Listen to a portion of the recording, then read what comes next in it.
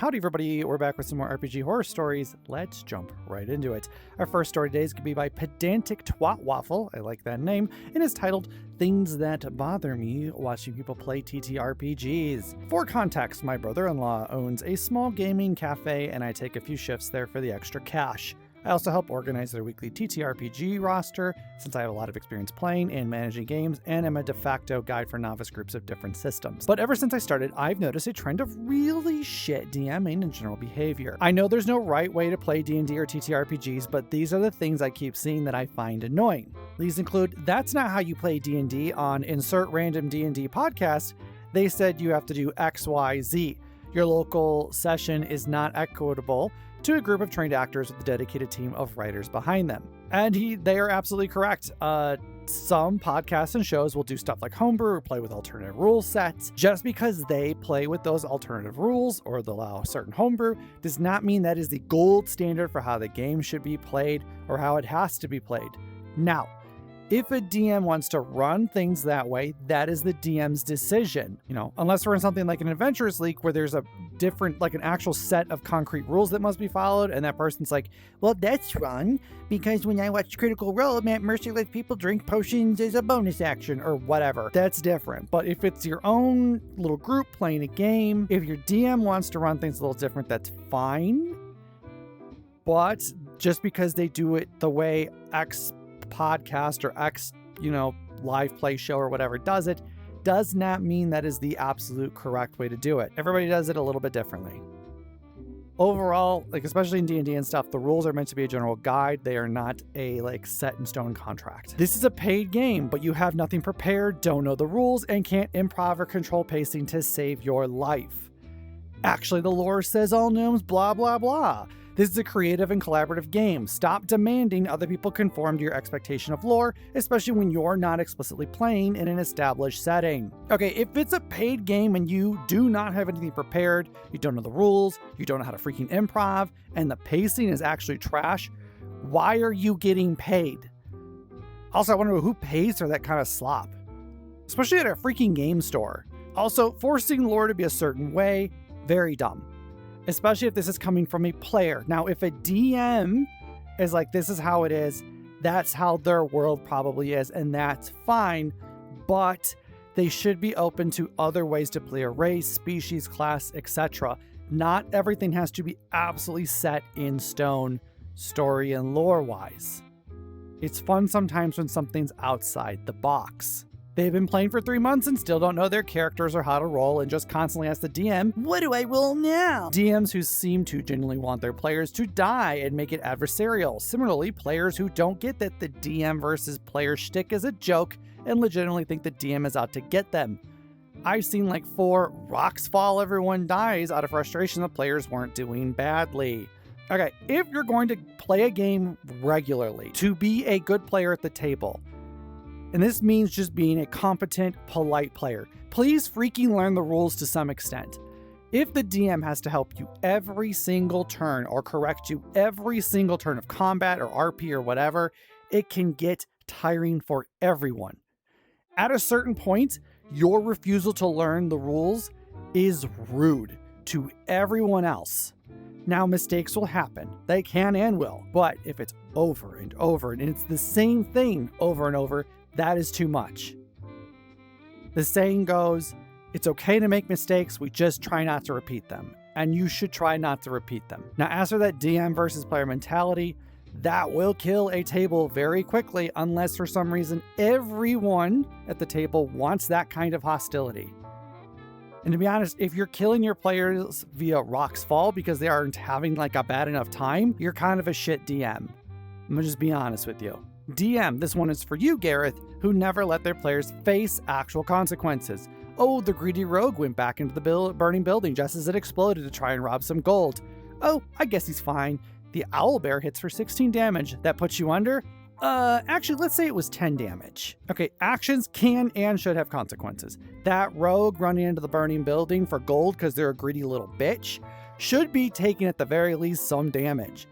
Now, pulling punches damage-wise, I can completely understand if it's somebody's first time as a player, like their very first fight. Especially if you're low level. because potentially that 16 damage might kill a player, especially if we're talking in 5e rules here. Longer term campaign, like, nah, that 16 damage is 16 damage. But I totally get pulling punches on a first fight for new players or for like a first fight of a campaign, because you really, especially for new players, you don't want to ruin their first time playing by either immediately just flat out killing their character. And I'm assuming that they're not doing something stupid. You know, it's not like some new players like, I'm going to take my dagger and stab the king. Like, okay, you're fucking around and finding out. I'm talking like, you know, we've got some level 1 adventurers, level 2 or whatever, and they're fighting like a group of goblins in a forest. And unfortunately, like, the party wizard accidentally gets crit by one of the goblins and just takes just enough damage to like kill him. Like that kind of thing. Because it sucks sometimes. Well, it sucks all the time when you're in combat and you're like, well, I guess I'm just going to sit around and do nothing now because my player's knocked the fuck out or dead. But as like a first time player, that really sucks. Because you want them to have fun. You want them to be experiencing it. Like, absolutely do damage to them. I'm not saying like pull punches and don't do damage. Because that fear is part of the fun sometimes. So them going like, oh shit, guys, my wizard just got hit for 9 damage. I have 10 health. Oh no, I got to be really careful here. Like, that can be fun. But just being like, oh hey, Tony the wizard, your first turn in combat, you got crit for 16 damage. You have 8. Congrats. You're dead. You're like, cool, I guess I'll just go fuck myself in the corner then or whatever. And it's just not fun for them. So I understand pulling punches to an extent, but if it is long term into a campaign, fuck that. We're not pulling punches. If you take 16 damage, you're getting 16 damage. Like, unless you've got some bullshit to get around it.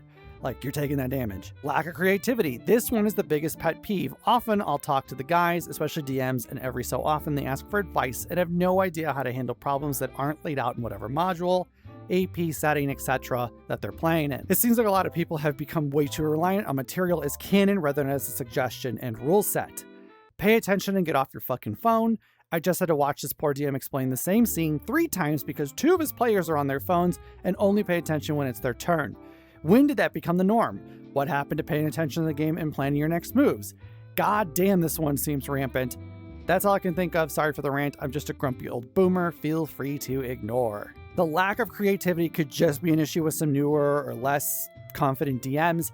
I get being nervous about going off script, especially in a pre-written. It takes time and self-esteem to get comfortable changing up what's in a pre-written, you know, especially if the DM's afraid that them tweaking things will mess up the balance or throw the entire story off the rails. What is good is a lot of books are getting better and having examples. It'll be like, okay, so the general idea is your adventures are going to start, you know, here in Goldshire. They're going to go to the tavern. They're going to get a quest from Bob the bartender. Bob the bartender is going to tell them to go into the forest and they need to go fight some kobolds out there. Okay. And then what they can do is, like, they might opt to go into the mine to fight the kobolds, or what they might choose to do is, you know, maybe set a trap outside, like here. And like, some books and modules will give you different paths. Like, if they do this, do this. If they do something sooner, closer to this, maybe do that. And it can take a little bit of time for you as a DM to get comfortable with shifting stuff. But just, if you're going to go off script like that and things might get wild, just be upfront with your players. Just be like, hey, this is a little off script for me. I'm still like getting, you know, I'm still trying to wrap my head around this. So bear with me. Like, just be patient with me. I'm trying to like work on my improv a bit more, like, and just be open with your players. Good players are going to want you as the DM to have fun too. And sometimes that means dealing with your DM stumbling a bit because they're like, oh, shit, I wasn't prepared for you to do this. Give me a second. It happens. It takes time to build confidence. That's why my personal preference when running stuff, though, is I like to get a setting book, and I use that as a general guide that helps give me the bones of like a world, and then I can kind of fill it in with delicious, tender meat for my players to snack on. Like, to me, that is what I prefer to do. I don't necessarily do like a full book setting. Like, I don't run Curse of Strahd. I don't run, you know, Icewind Dale or anything like that. I prefer my books to be a setting book, and I kind of work within the setting book. Delvers is a really good one. I love Delver's Guide to Beast World. I think that's what it's called. I might be messing that up. I really love it. It gives you this beautiful overview of what it is. It kind of lays out some stuff for like, here's some shops. Here's some NPCs that run those shops. Here's your species and stuff. You know, it gives you some ideas for potential quest stuff, but it really allows you to be creative and come up with stuff. It kind of just lays out the world, and it gives you a nice world to work within. The Critical Role books have a tendency to do that too, both the Tal'Dorei one and the Wildmount, which are the two I've used personally. I know there's the Tales from the Netherdeep, I think, which gives its own, it's one of the other areas in Exandria, and I personally haven't worked off that one, but I know like they, in general, they give a really good outline. They give you places, and they're like, hey, here's some ideas for a story. Like, they could run into a noble, and this noble's got this issue, and this is good for low level. Like, do this. But that's not to say that running your own, like running it out of like a pre-made like module is bad. Don't be afraid to do that, but just be open to being flexible with it, and just be open with your players. Your players should want you as the DM to have a good time. If your players do not want the DM to have a good time, you might need to question why you're playing with these people, because they're not out there to have a collaborative fun game. They're there to kind of fuck you over. Now, players paying attention. I personally get annoyed when I have to re-explain a scene over and over again. Sometimes that's because I'm not giving a good description. Sometimes I'm laying out and my players don't, like, they hear some of it, but they don't hear some of it, or I'm not being descriptive enough with it sometimes. And so they're like I had an issue recently, actually doing Delvers.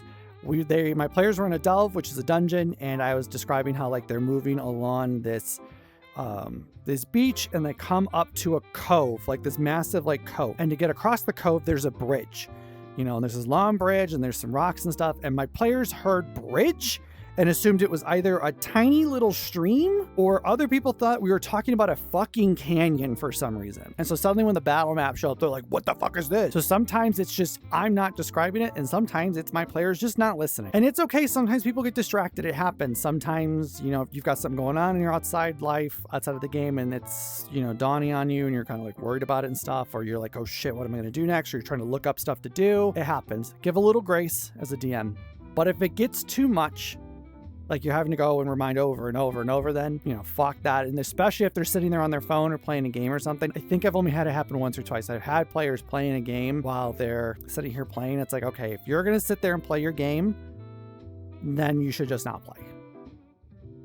Because I don't want to have to sit here and re-explain it because your ass was getting murdered in League or whatever, or you were paying attention to WoW or whatever and not paying attention to what was going on. Like, that's on you. So I do understand to a certain point, it's like, this is annoying that I have to re-describe things. And it will, if it does hit that point, either they're just not listening because they're distracted, or they're doing stuff. Just be like, especially if you're playing like online or something, if they're right in front of you on their phone, just be like, can you get off your phone while we're doing this? Or just be like, listen, if you're not going to listen to me as I actively describe a scene, I am either going to skip over you and not allow you to have time to interact with this world because you're not paying attention. So if you like go to somebody and you're like, Bob, what you doing? And Bob's like, oh, huh? Wait, what are we doing? And this is like the 10th time today you've done it. And you're like, okay, never mind. Steve, what are you doing?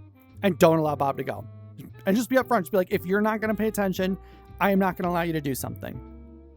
Or if you're not going to pay attention when I describe a scene and you get into that scene and get fucked over because you weren't paying attention, that's on you. And just be polite about it. Don't be like, you know, fuck you, you're not listening to me. Just be like, hey, I'm kind of getting tired of having to re-describe stuff. If you're not going to pay attention, then you're going to miss out on stuff. If it's to a point though where a player is like in front of you the whole time, or if you're playing online and they're sitting in game, you may have to have that conversation with them. Just be like, listen, I noticed that when we're playing on Discord, you are constantly, because we're friends on Steam, I can see you're playing stuff on Steam, or I see like in Discord that it's popping up that you're on such a game and you're clearly not paying attention because I have to keep re-describing things to you.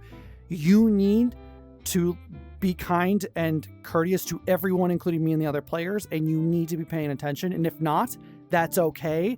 This game is not for you then. Or if somebody's sitting on their phone and they're not like looking up rules and stuff like that, and they're like texting somebody randomly and it's getting excessive, or they're like playing, I don't know, Umasume on their phone or whatever, don't be afraid to be like, listen, if you're not going to get off your phone, then this is not the table for you. Because it is annoying to herd cats, and just let them know that. Now, I understand people get distracted periodically, stuff happens. Give some people some grace, but if it is excessive, say something. Don't be afraid to put your foot down, because And that's either, removing them from the game if it's too much, or, hey, you're just not going to get to interact with stuff then. You're going to sit there quietly playing League, and the rest of everybody else is going to play. And then when you're wondering later, why don't I get to do anything? Well, that's why. Because you're feeding an ARAM or whatever. And I will say this, I understand combat can get boring when you're waiting for 4 other people in front of you in the turn order. But as a player, though, seriously, just try to pay attention. Stay the fuck off your phone if your DM's describing the environment or it's a point where you really should be paying attention. Like, just stay the hell off your phone. You can do it. And if you can't, that's okay. I guess just maybe D&D just is not for you, or TTRPGs or whatever. Overall, though, I think OP has some very interesting things that they've noticed at their game store. Now, I've personally never played at a local friendly game store. I've always done it online, or I've been in person at somebody's house. I'm hoping that this collection of issues they're finding is over a really long period of time, or potentially the area they're just in has a lot of problem people. Because if all this is the norm to a really bad extent in like a really short period of time, like fucking yikes, my dude. But just that being said, overall to everybody, just try to be good players in DMs, be kind to each other, give each other grace, be respectful to each other. Try your best and work to be a good participant in the games that you're playing, because you're not the only one playing, and you being a piece of crap will actively bring everybody else down. Alrighty, our last story for today is going to be from user Sensible Psycho and is titled, I'm a new player wanting to enjoy the game, but failing. As I stated, I'm a relatively new player to D&D, and it had its ups, but it mostly has just been drama and failure. I'm going to try to make this story as short as possible. My buddy got invited to a D&D campaign, but it quickly fell through, but he still felt bad for playing without my girl and I because he knew as a group we'd all been wanting to play. So he asked his buddy who was in the campaign with him to start a campaign of his own, and we'd play that. Well, in the months leading up to it, the DM would only discuss D&D stuff with me when my girl wasn't around, and when I made it apparent that I'd like her to be around for these discussions, he began assuming that we just didn't want to play. So they went on and did session 0 without us even after we said we'd be there, causing a whole blow up from my girl towards the DM, and since then causing constant tension. He won't admit his fault, even knowing that we're both new players, and after my buddy convinced the DM to finally let us in and redo session 0, he continued to make it stressful for us. Okay, it is a bit odd the DM doesn't want to discuss campaign details with another player like this. If we're talking about potentially bringing someone into a campaign, I as the DM want to be talking with that person directly. It helps me get a feel for how they're going to act, and I don't have to play freaking telephone with campaign details, overviews, and like rules and stuff like that. Plus, we're going to be playing a friendly game. I want to be friendly with that person if I don't know them very well. Now, perhaps this DM wasn't comfortable talking with a girl. God knows why, but I guess I get it. Or they didn't want them at the table for some reason originally. Maybe they're feeling forced to bring them in. Or perhaps they thought that OP would be the one helping maybe get their girlfriend into the game, either just because like they, for some reason, think the girlfriend doesn't. I hope they're not thinking it's like, because there is this weird thing I think with some people in the gaming community, some guys, where they think girls don't know how to do TTRPGs in gaming. So like they kind of look down on them. It's kind of a sexist thing. It's not like I don't think it's a common thing, but I've heard it before. Stuff like TTRPGs, Warhammer, Magic, whatever, it kind of happens. It tends to be very male dominated. So the assumption is if there's a girl, she either doesn't know what the fuck she's doing, or, she's there because she's somebody's, partner or whatever, when she may just be there because she wants to be and she enjoys it. So hopefully it's not that. I'm trying to not create a straw man with this DM here. All players, though, should be at session 0. It is good to talk about the campaign overview, what's allowed, what isn't allowed, what the themes are going to be, what everybody's going to be comfortable with. These are things that need to be discussed so people know what they're getting into, and they help cement what PC they want to bring to the game. That being said, it is a little weird to me that like actively this DM was just like not wanting to talk with them, and then also forgetting or not having them come to session 0 initially. That was a little weird. Maybe this DM felt like they were being forced. I don't know if there was. It seems like we're lacking a little context here, potentially. My girl ended up having a mental episode during a session, and after that we left because of how the DM treated her for it. None of the other players could even talk about themselves because the DM's whole thing this campaign was that everyone needs secrets and missions they can't talk about. My buddy last minute made a character so intertwined with secrets in the main story that I couldn't even enjoy playing with him.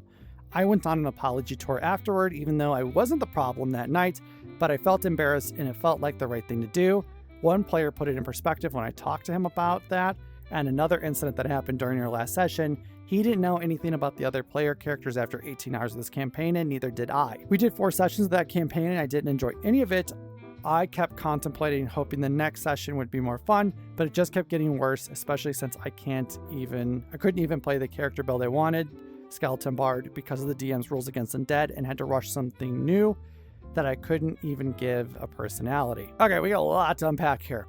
So what does OP mean by mental episode? Did their girlfriend freak out because of something that came up at the table? Be it some behavior someone had, or a topic that wasn't approved in session 0 came up and they're like, oh shit, I'm not comfortable with this.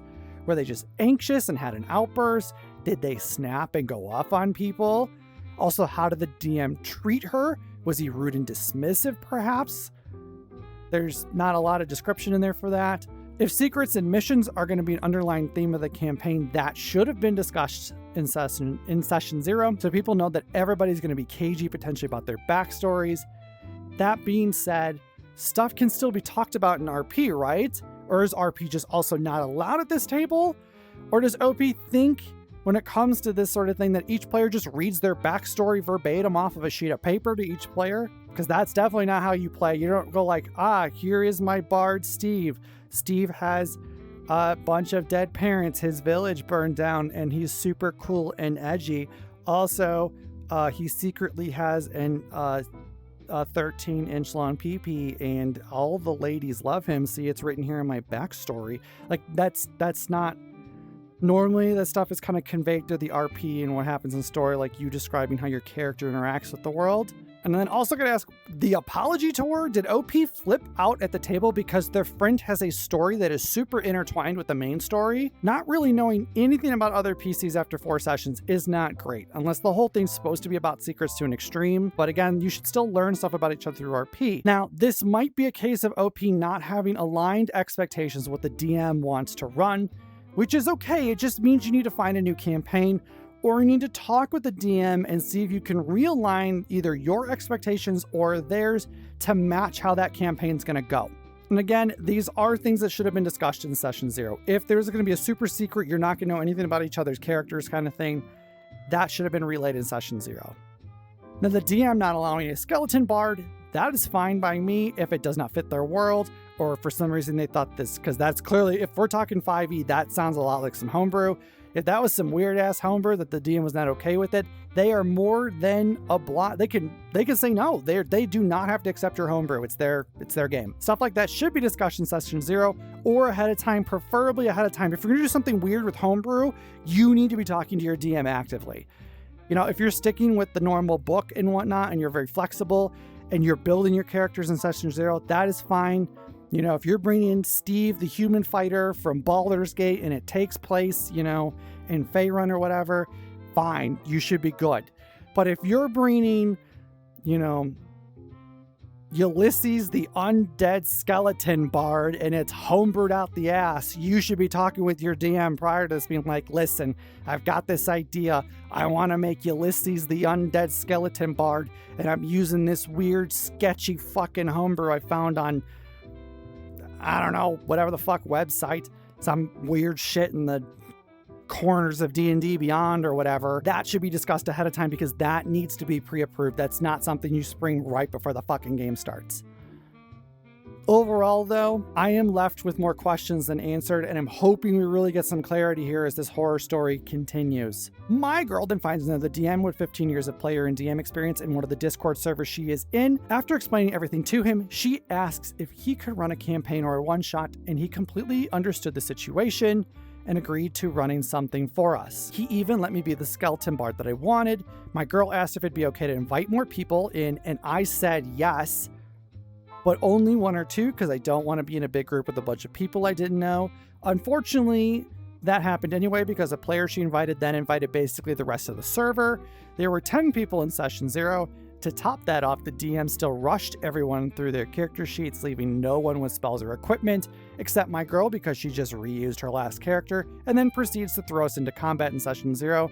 Didn't even meet the other players. I just walked out after that. Okay, hold the fuck up. Did OP, not the DM, OP, just okay inviting other players to the game? Did they not run this by their new DM? If so, that is not cool. All invites should fall on the DM to finalize, not another player. I'm glad they found someone who is willing to run something that probably more aligns with what they're looking for, but pulling crap like this will make you lose that table very quickly. If I had players who were just inviting people out of the blue without clearing it with me, I'd be sitting down with them having a very serious discussion about boundaries, limitations to the table, and how it's fucking rude to just drop that on me. If the DM really wants to make things work for all players, that means having to weave all the PC stories in to some extent, and you adding a boatload of people is not helping. And like 10 people? Holy crap! And you're surprised that the DM rushed going through character sheets? You slammed 10 people into the server, most of which were mostly not obviously invited by the DM. It's like, what if the DM doesn't want that many, but now is pressured to run this because all these people wanted in and we're told, oh, it's okay? Of course they're gonna fucking rush it. They're unprepped now and nervous. Plus, if we're taking 20 to 30 minutes per player to set up character sheets, we're talking 3 to 5 hours minimum just to set these characters up that the DM now has to do in session 0. That's like the entire runtime for a normal session for most people. Now, talking about session 0s, I normally don't do combat in my session 0. For me, session 0 is meant to be very informal, to talk about the campaign and potential character ideas. So getting thrown into combat really isn't something I like to do. Now, that's not to say you couldn't put everybody's PCs together during session 0, especially if you've been communicating with your DM ahead of time. So it's kind of just finalizing the details, maybe rolling for stats and whatnot. Like, that's fine. And then kind of starting off on your adventure. It's probably for the best here that OP walked away, barring some lack of information or that they've not provided, or some context that I am missing here. They and their girlfriend seem to be the problem here and not the DM. At this point, I am struggling to keep a positive mindset about D&D, even though I've wanted to play it for a long time. My buddy is staying with his group. My girl is gonna try hers again, and it just feels like I can't find a good group to join. And at this point, I feel like I shouldn't even bother looking because it'll just be more stress. I can't even think or hear about D&D without getting stressed. I have no motivation for it anymore because it has caused so much stress it hurts. TLDR, new players trying D&D. First DM was a shit show to my girl and I. Second DM was just a shit show. Now I don't know if I can comfortably play D&D again. Oh, Lord. Okay, OP, if you're going to play, you might benefit from a table where you just plug and play. I'm talking something like an Adventurers League where they're just like, this is what you can pick from. You make something for this, and you just get chucked into a table. Or if you don't want to do something like that and you have to have something super special in your way, then I suggest you run it as a DM so that everything can be exactly as you want it to be and all your expectations will be better aligned. I'm honestly shocked that the second DM is willing to try again with his girlfriend. Maybe a bunch of people ended up dropping off and now it's more manageable. Overall though, I really do think OP and their girlfriend are a huge part of the problem here. You should not be inviting people without the DM's okay.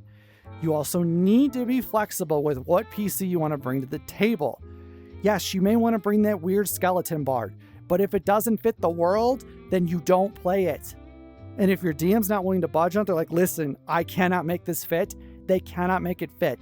Just because you want to fucking play something does not mean you get to play it. If you bring jank-ass Naruto homebrew that lets you shadow clone 8 million things that all get to hit and do damage, fuck you, I'm not allowing that at my table. You also need to make sure you're participating in RP so that others can get a feel for your character, even if there's a bunch of secrets. I really feel like they just expected to just get to read off if the DM's like, nope, you're not going to read your backstories to each other. They're secrets. Okay, well, you can still give your character personality and RP at the table. You should be able to do that. Unless for some reason this DM banned RP altogether, which I don't know why you're playing D&D if that's the case. That's not, D&D kind of is meant to have RP to it. And so not RPing is kind of, why are you playing D&D? And you should not be flipping out at the table because somebody else has a character that, at least in that one moment, is more involved in the story than yours is. Especially to the point where you have to go on a fucking apology tour? To be honest, OP really might want to do some soul searching before trying to find a new game, But if they really want things to be a specific way, to align with how they want it, they should probably run it as a DM, or they need to actively have a polite, thorough conversation with the DM, and they need to be open to being flexible. If your DM says no skeleton bard, don't bring a skeleton bard. Don't fucking invite random people. Align expectations. Go, listen, I am not looking for something that is a mystery-based game. I'm looking for something that is like more combat-oriented, or I'm looking for something that's very heavily RP-oriented. Discuss it, figure out what the themes are going to be for the campaign so you know what you're getting into. Overall, they just really need to be more open to being less specific on their needs on the game they want to play, and they need to be more respectful when it comes to other players and inviting other players to the game. Really should not just be inviting people to the table. You could go, hey, my buddy Bob is really interested. Can we maybe think about bringing Bob in? You approach it that way. You don't just go, Bob wants to play. Bob's coming on Tuesday. I've invited Bob. Bob will be there. You better have Bob ready to play. Fuck you if that's what you do. You're a dick if you do that. All right, everybody, that is going to be it for me today. Thank you guys all for hanging out and watching the video. I would love to know your thoughts on either of the stories we talked about down in those comments. If you're interested, I do stream on Twitch throughout the week and weekend. A link to that is in the description. Otherwise, if you have not yet, please like the video if you're enjoying it. Subscribe so I show up in your inbox on your homepage more easily. Other than that, I wish you all fun adventures in all the TTRPGs you play, and I will see you guys all in the next one. Bye, everybody.